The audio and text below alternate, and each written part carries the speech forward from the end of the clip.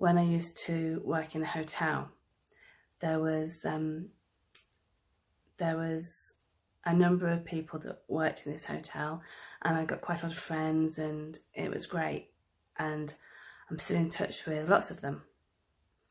But there was an incident once where some of my friends came and told me that something had happened in the staff room. There was a couple of new members to the team that had come in from another hotel to work with us.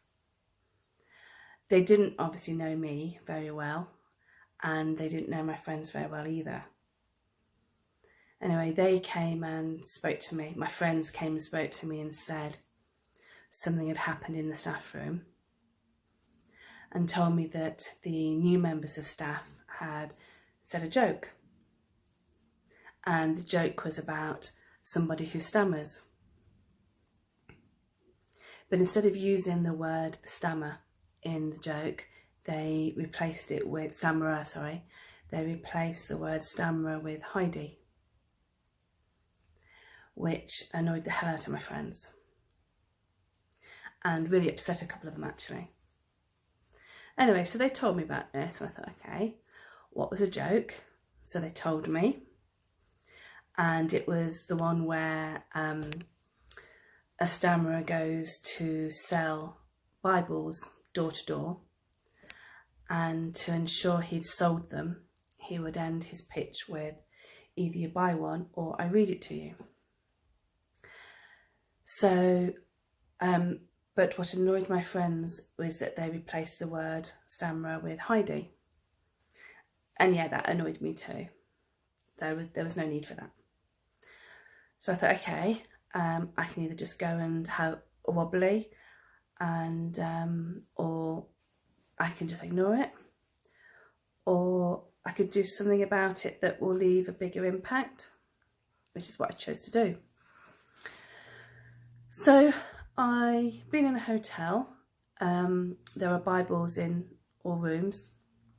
So I went and collected a pile of them, and there was 2 members of staff that had told this joke.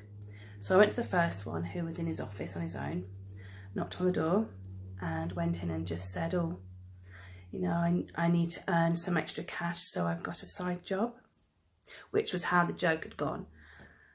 And just said, so I'm selling Bibles. And his face was a picture. It was just brilliant. And I said, so would you be interested in buying one? And I showed him them. He was so uncomfortable that he even flicked through them. And he just sort of said no, he didn't quite know what to say. And then I said, well, either you buy one or I'm going to sit here and read them. And he was just so apologetic, wanted to know who told me, and just felt so stupid. He was really apologetic. So I got the message across, and in fact, he became a really, really good friend. And then the second person, I did the same to him as well. And he was angry. Obviously, he was embarrassed. And he was angry, and he then too apologised and also became a good friend.